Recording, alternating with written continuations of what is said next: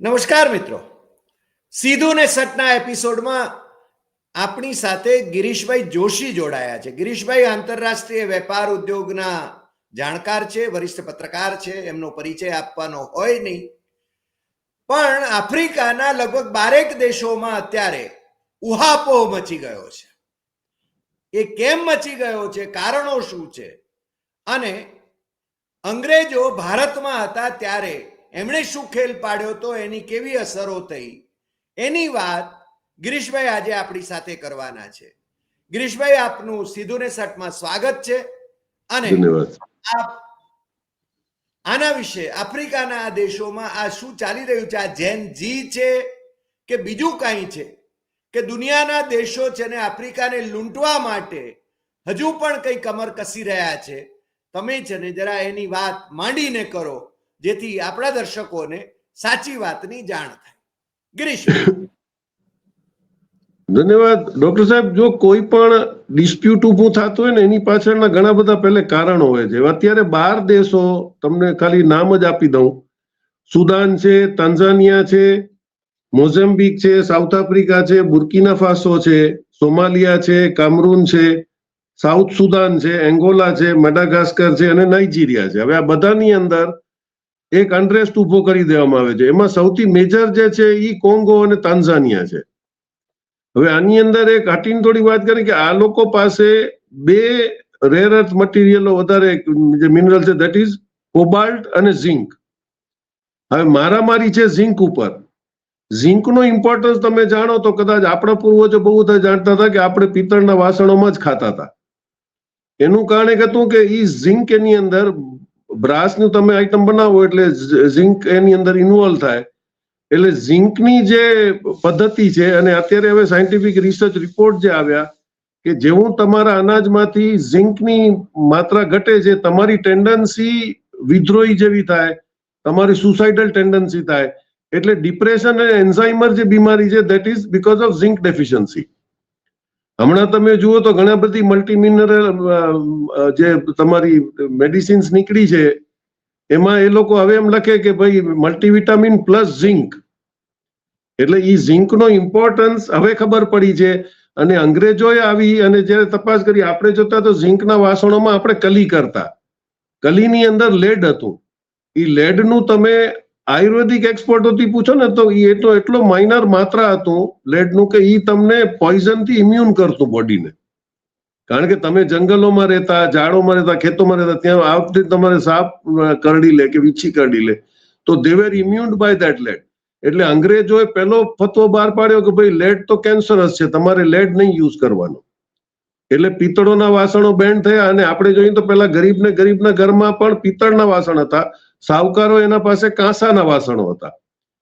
દે વેર all into energy. અત્યારે તમે લોખંડની તાવડીઓ બંધ કરી દીધી એટલે તમારું આયરન જે એફી છે એ તમારી બોડીમાં જતું નથી, એટલે તમારી ઇમ્યુન સિસ્ટમ એનાથી પણ વીક થઈ.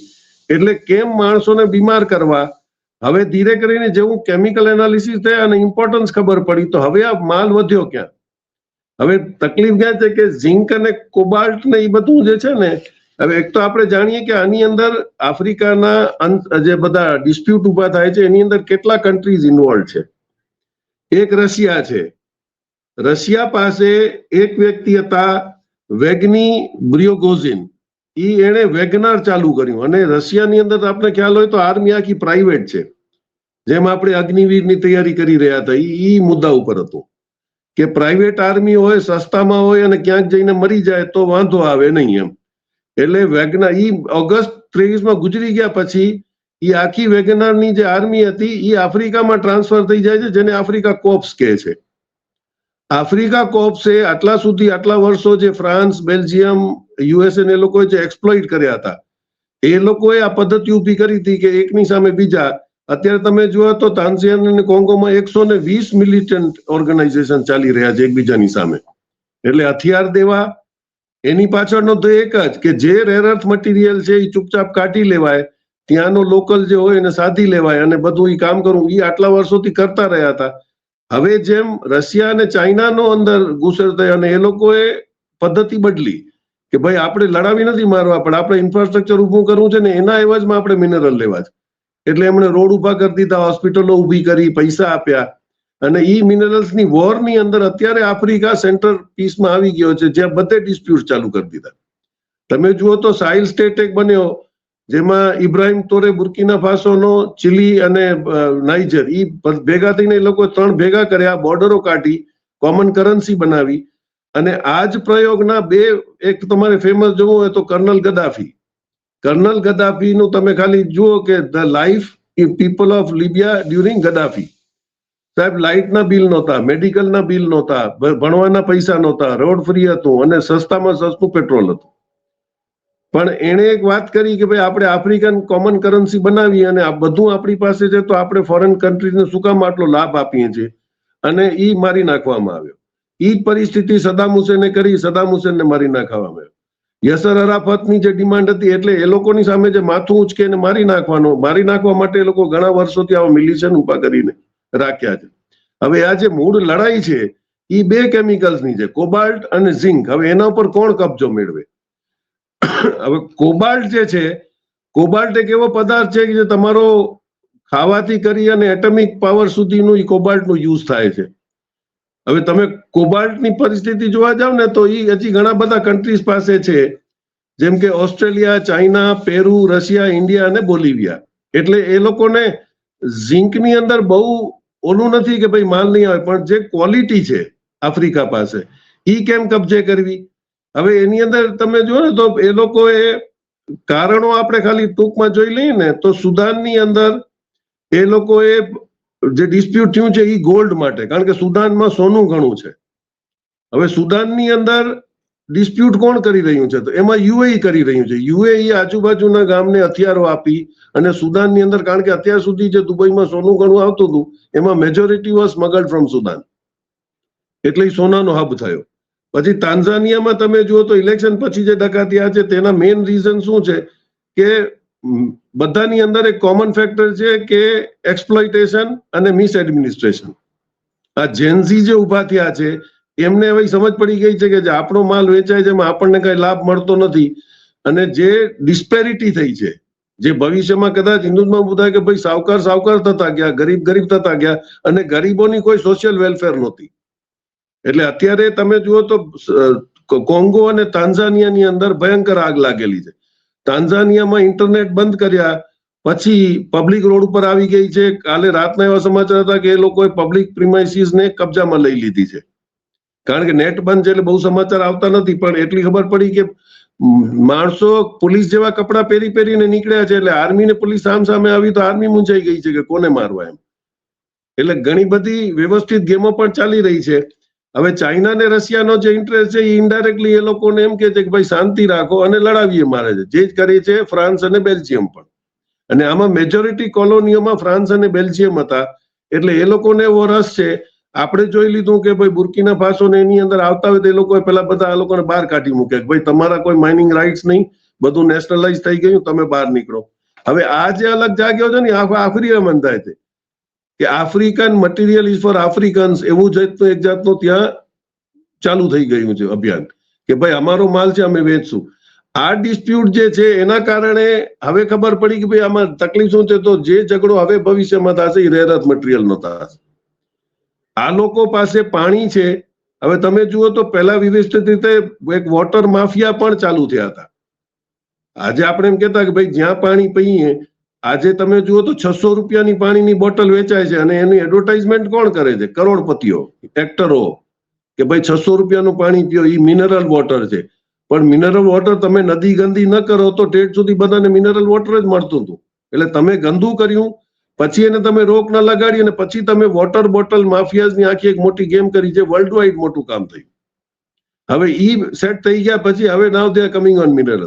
મિનરલ્સમાં હવે ખુલીને તમે કહો છો કે ભાઈ વિટામિન ડેફિશિયન્સી જે થાય એના લીધે તમને એન્ઝાઇમર થાય, તમારા બ્રેનને ડેમેજ થાય. એટલે હવે ઝિંકનો ઉપયોગ કરો તો ઝિંક ક્યાંથી કાઢવો? એટલે ઝિંક જ્યાં છે ત્યાં ડિસ્પ્યુટ કરવા અને આપણે મફતમાં ઝિંક કાઢવું. હવે આફ્રિકન્સને ખબર પડી છે કે આ રેર અર્થ મટીરિયલ એમને એ લોકોને દેવાય નહીં. એટલે આ જે વોર છે એ હવે રેર અર્થ મટીરિયલ ઉપરની વોર છે, એ લાંબી ચાલશે. પણ આફ્રિકા વિનિંગ પોઝિશનમાં એટલે આવશે કે હવે જેન્સીનો કોન્સેપ્ટ આવી ગયો જે અત્યાર સુધી આફ્રિકામાં નહોતું. અને કદાચ આ લોકોને સમજી જવું જોઈએ કે જેનઝી જ્યાં જાગ્યું ત્યાં તમારા કોઈ પાયકા કામ નહીં આવે.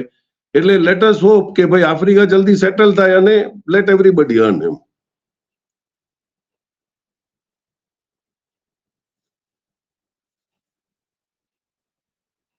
રેર અર્થ મટીરિયલની જે વાત છે એમાં તો ચાઇનાની મોનોપોલી છે, પણ આપે જેમ કહ્યું એમ કે આફ્રિકાની અંદર રેર અર્થ મટીરિયલ જે નીકળે છે એની ક્વોલિટી સારી છે અને એ ક્વોલિટી મેળવવા માટે આ બધા છે ને તૈયાર છે અને એ અંદર અંદર ઝઘડાવી મારે છે. મને લાગે છે કે જે શાસકો છે કાં તો લશ્કરી શાસકો છે ને કાં છે ને ચૂંટાયેલા પ્રતિનિધિઓ પણ એ પણ છે ને કરપ્ટ છે. યસ,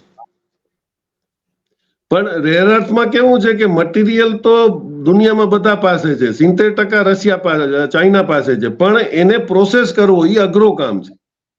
એ પ્રોસેસિંગની જે સિસ્ટમ છે એ 95% મોનોપોલી આજે પણ ચાઇના પાસે છે. એટલે તમે ગમે ત્યાં માલ કાઢી લ્યો, જેમ આપણે લાસ્ટ ટાઈમ વાત કરી કે કપડા બધા પાસે છે પણ દુનિયામાં દરજી એક જ છે ચાઇના, એટલે સીવડાવવા ત્યાં જવું પડશે. એટલે આજે ચાઇનાની અત્યારે જે ગ્રીપ છે એ એના લીધે જ છે કે તમે માલ તો કાઢી લેશો પછી એને પ્રોસેસ કોણ કરશે. એટલે ઈ જે મોનોપોલી છે એમાં બધા કાઢવા માટે તો પોતાની પ્રોસેસ કરે છે ને. એવી પરિસ્થિતિ છે કે આજે જો તમે શરૂ કરો તો તમારું પ્રોસેસિંગ અને એને કન્વર્ટ કરવા માટે તમને ઓછામાં ઓછા 10 થી 15 વર્ષ લાગે. રાતોરાત થાય એમ નથી, આ બધા પ્રોસેસ એટલા મોંઘા. અને ચાઇનાની અંદર જેટલો ખાલી એરિયા હતો, આજે તમે જુઓ તો તમને નવાઈ લાગશે કે આપણી પાસે પણ ઝિંક અને એના જે કન્ટેન્ટ છે ને એ ઘણા બધા સ્ટેટ્સમાં છે. આમ તમે જોવા જાવ તો હું તમને એના અમુકના નામ આપું કે રાજસ્થાન છે, આંધ્રપ્રદેશ છે, મધ્યપ્રદેશ છે, બિહાર છે અને મહારાષ્ટ્ર છે. હવે આની અંદર બી તમે જુઓ તો ફોરેન એજન્સીઝ કેવી રીતે કામ કરી રહી છે કે તમે જ્યાં પણ કોપર સ્મેલ્ટિંગનો પ્લાન્ટ નાખો અહીંયા તમારો ભયંકર વિરોધ થાય. વેદાંતાનો તામિલનાડુમાં આપણે કેસ જોયો હતો. એટલે એ લોકો બીજા કોઈને પ્રોગ્રેસિવ ન થવા દે, પણ ગવર્મેન્ટની જો પોલિસી, જેમ આપણે નર્મદા યોજનામાં કર્યું કે એક ગાઈડલાઇન્સ હતી કે ભાઈ એમને વિસ્થાપિત ને અહીંયા બેસાડો, બધી ફેસિલિટી આપો, એમને પૈસા આપો ને પછી, તો ઈ કર્યા વગર તમારે અત્યારે આપણા જે સાહેબો છે અને તમે જુઓ તો અત્યારે અદાણીના જે સ્ટેટ્સની અંદર પ્રોબ્લેમ ચાલી રહ્યા છે ને એમાં મેક્સિમમ બિહાર અને ઝારખંડની અંદર that is because of that zinc deposits. બધાને મફતમાં ઝિંક કાઢવું છે અને વેચવું છે. કોબાલ્ટ પણ એટલો જ ઇમ્પોર્ટન્ટ છે. કોબાલ્ટ કેમિકલ, કોબાલ્ટ પણ એવો છે કે તમને ભયંકર રીતે કામ આવે છે. બધા એપ્લિકેશન કોબાલ્ટમાં હોય. આપને ખ્યાલ હોય તો જૂની જયારે આપણે ઓડિયો ટેપ આવતી ને એની ઉપર કોબાલ્ટ લખેલું આવતું. એટલે કોબાલ્ટના એપ્લિકેશન એટલા બધા છે અને એ રેર અર્થ છે. એટલે હવે જે યુદ્ધ થશે એ ઝિંક અને કોબાલ્ટ ઉપર શરૂ થયું છે. બાકી તો રેર અર્થ જે મળ્યા હતા, પણ પ્રોસેસિંગ સિસ્ટમ બીજા ચાલુ ન કરે ત્યાં સુધી ચાઇનાનો દબદબો રહેશે અને ચાઇના નિરાતે બેઠો છે કે તમારે જ્યાં દોડવું હોય દોડો, આવું તમને મારી પાસે. એટલે હવે યુદ્ધ એ છે કે માલ કોણ વધારે કાઢે. પણ આપણે પોલિસી પબ્લિક ઓરિએન્ટેડ કરી અને જો આ માઇન્સને આપણે કાઢી શકશું તો આપણી પાસે પણ ઝિંકના કન્ટેન્ટ્સ ઘણા બધા છે. રાજસ્થાનમાં ઓલરેડી ઝિંક પ્રોસેસિંગ છે. પણ આપણી એટીટ્યુડ શું છે કે કરોડપતિ જમીનો લઈ લે, દાદાગીરી કરે, કાઢે અને જંગલ આપણે એમને આપી દઈએ. જંગલ કપાતા નથી એવું નથી. આજે કોંગો તમે જુઓ તો અમુક આફ્રિકન કન્ટ્રી, ખાલી મલેશિયા જેવા ટિમ્બર ઉપર ઘણા વર્ષ એ લોકો ઇકોનોમી ઉભી કરી. ટિમ્બરની રિક્વાયરમેન્ટ એશિયામાં વધારે હતી તો એ લોકોએ જંગલના જંગલ ઠેકા ઉપર આપ્યા, પણ એમ કીધું કે આ 4 કિલોમીટર તમે કાપો તો આગલા 4 કિલોમીટર તમને વાવી દેવા પડશે. આ એક પોલિસી હતી અને ટિમ્બર દુનિયાભરમાં આવતું રહ્યું. તમારી પાસે આજે પણ લાખો હેક્ટર જમીન વેજીટેશન થઈ શકે એવી ખાલી પડી છે, તો તમે એને એલોટ કેમ નથી કરતા? તમે એમને ફાર્મર્સને ત્યાં શિફ્ટ કરો ને એમને કહો. આપને ખ્યાલ હોય તો કચ્છની બોર્ડર ઇનડાયરેક્ટલી સીલ કરવા માટે લાલ બહાદુર શાસ્ત્રી કિમોલિયા હતા કે પાકિસ્તાનથી જે સરદારો આવ્યા એમણે કચ્છની બોર્ડર પર વસાવ્યા હતા અને ઈ પટ્ટો આજે કપાસ સૌથી વધારે ઉગાવવા માંડ્યો છે. એટલે બોર્ડર સીલિંગનો જે પ્રોસેસ છે એમાં તમે એ લોકોને વ્યવસ્થિત રીતે રાખો, એમને ફેસિલિટીઝ આપો અને તમે એ જમીન ઉપર કરો. નેશનલ ઇન્ટરેસ્ટમાં નક્સલીઓ શું કામ ઉભા થયા? તમે એમનું બધું કાઢી લીધું, એમને કાંઈ નથી દીધું અને તમે એમ ચાહો કે એ લોકો અભણ રહે. જે યુરોપિયન કન્ટ્રીઝે આફ્રિકામાં કર્યું કે ભાઈ ભણતર જ નહીં આપવાનું, અભણ રહે એટલે આપણા કેવામાં રહે અને 10 રૂપિયામાં રાજી થાય. એ પોલિસી આપણે નક્સલ એરિયાઝમાં બી કરી, કારણ કે નક્સલ એરિયામાં જ સૌથી વધારે મિનરલ છે. મણિપુર હાલનો જ દાખલો છે. જી, એટલે આપણે ત્યાં પ્રાઇવેટ ઉદ્યોગપતિઓને, પ્રાઇવેટ સેક્ટરને અને ખાસ કરીને સરકારના મળતિયાઓને આ જંગલોના જંગલો આપવામાં આવી રહ્યા છે. જેમ કે હમણાં બિહારમાં એક મુદ્દો ખૂબ ચગ્યો છે અમિત શાહે કહ્યું કે જમીન નથી બિહારમાં ફેક્ટરીઓ નાખવા માટે, પણ અદાણીને ત્યાં 1000 કરતા વધારે એકર જમીન ₹1 ભાડા પટ્ટે આપી છે. એટલે આ છે ને એમના મળતિયાઓને આપે છે. હવે ખરેખર તમે જે કહ્યું એ તો આ તો રહસ્યોદ્ઘાટન છે કે આ રેર અર્થ જે કાઢવું છે એને માટે આ જંગલો આપવામાં આવી રહ્યા છે. અને બધે ભારતીય જનતા પાર્ટીની સરકાર જ્યાં જ્યાં થાય છે, અથવા તો કોંગ્રેસની સરકારોએ પણ આ જ ધંધા કર્યા છે, જંગલો કપાવ્યા છે. મને લાગે છે કે આ તો નાણાંનો ધંધો છે, કોણે કેટલું ખાટવું છે એટલા માટે મને લાગે છે આપણે ત્યાં આ જે રેર અર્થ મટીરિયલ છે એને ફિનિશ કરવા માટે, જેમ ચાઇનાની પાસે જે વ્યવસ્થા છે, તમે ચાઇના એકમાત્ર દરજી છે એની વાત કરી હતી, એ રીતે આપણે ત્યાં એ પ્રોસેસ થઈ શકે એમ છે. આપણે લાલ આંખની વાત ન કરી હોત તો ચાઇનાની ઇનિશિયલ પોલિસી એવી હતી કે 1962 પછી ચાઇનાએ કોઈ દિવસ તમારા સાથે વોર નથી કરી, કોઈનાથી બી નથી કરી. એનો જે આખું આજે BRI બનાવી અને એનો જે હેતુ હતો કે આખો વર્લ્ડ તમારે ધંધો કરે અને કમાય ખાય અને કરે, એને બીજું કોઈ આજે એને બદનામ કરવા માટે ફોરેન પોલિસીઓમાં આપણે ચાલી પડ્યા. કારણ કે એ વખતે ગૂગલ ને એ લોકો પાસે હતું કે ચાઇના વનની જે થિયરી છે એ આખાનો કબજો લેવા માંગે છે. એક વખત હતો જ્યારે ચાઇના અને આપણો ગુપ્ત ડાયનેસ્ટી પાસે તો આખું હિન્દુસ્તાન હડતું જ, મલેશિયા, સિંગાપોર બધું આપણી પાસે જ હતું અને ત્યાં ઇન્ડિયન કરન્સી, દુબઈ સુધી ઇન્ડિયન કરન્સી ચાલતી હતી. પણ એનો મતલબ એ નથી કે હંમેશાની એક જ પરિસ્થિતિ રહે.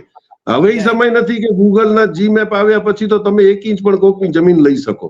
તો એ વખતે, અને આપણે લાસ્ટ ટાઈમ ડિસ્કસ કર્યું કે 2 વર્ષ પહેલા નીતિ આયોગના એક રિટાયર્ડ ઓફિસરે બુક લખી, એમાં લખ્યું હતું કે અમે મોદી સાહેબને પહેલા કીધું હતું કે ભાઈ ચાઇના સાથે બાકી બધું ડિસ્પ્યુટ અલગ છે, તમે એમને FDI અલાવ કરો તો અહીંયા ઘણી બધી ફેક્ટરીઓ આવશે, ઇન્વેસ્ટમેન્ટ આવશે અને એમ્પ્લોયમેન્ટ જનરેટ થશે. પણ ઈ આપણાને સૂટ નતું કરતું કારણ કે આપણા વોટ બેંકને નતું થયું. હવે આ તમે પાકિસ્તાનને તો અલગો મૂકી દેવો પડે કારણ કે હવે એ તો અમેરિકાની ગોદમાં બેઠો છે. તો હવે આપણો દુશ્મન બીજો કોણ દેખાડવો? તો ચાઇના દેખાડો. હવે નોર્થ ઇસ્ટ લઈ લેવા માંગે છે, પણ તમારા ઘરમાંથી કોઈ કંઈક લઈ ગયું તો એ તમારી નામોશી કહેવાય, અગલાની નહીં, એની તો હોશિયારી કહેવાય.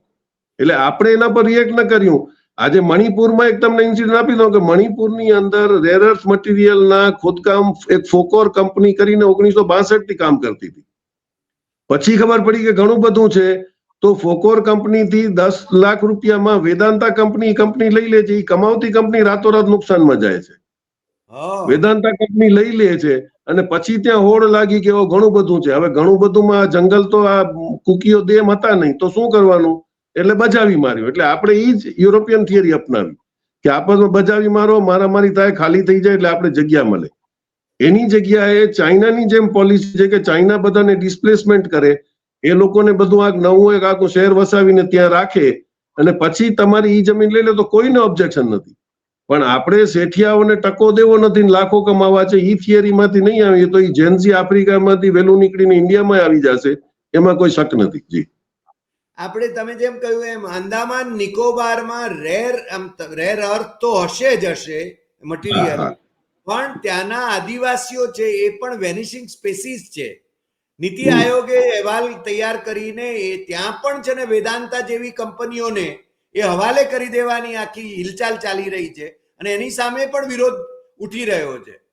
જી, એનું કારણ છે કે તમે ગવર્મેન્ટ કઈ લેવા જશે તો ઘણા બધા હલાગુલા થશે, પણ જો પ્રાઇવેટને આપ્યું હશે તો એ એના લેવલે બધું હેન્ડલ કરી લેશે, એ પૈસા દેશે, ફોડશે, બધું આગળ થયેલું જ છે.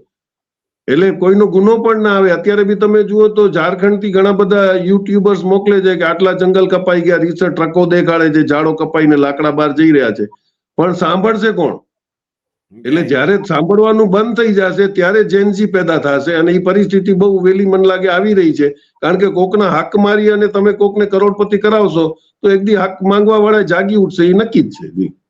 વાહ, તમે બહુ સરસ વાત કરી. જ્યારે સાંભળવાનું બંધ કરશે ત્યારે જેનજી જાગશે. મને લાગે છે સરકાર એની સંવેદનશીલતા અથવા તો એને છે ને પ્રજાનો અવાજ સાંભળવાની જરૂર છે, અને એ જો ન સાંભળે તો જ. અને આફ્રિકામાં અત્યારે 12 દેશોમાં જે પરિસ્થિતિ નિર્માણ થઈ છે એવી જ પરિસ્થિતિ, અને જેનજી જે નેપાળ અને બાંગ્લાદેશમાં પણ સત્તા પલટો કરાયો એવી પરિસ્થિતિ આપણે ત્યાં પણ નિર્માણ થઈ શકે. આજે ગિરીશભાઈ આપ અમારી સાથે જોડાયા બદલ આપનો ખૂબ ખૂબ આભાર. અને ફરી મળીશું નવા એપિસોડમાં નવા વિષય સાથે. નમસ્કાર.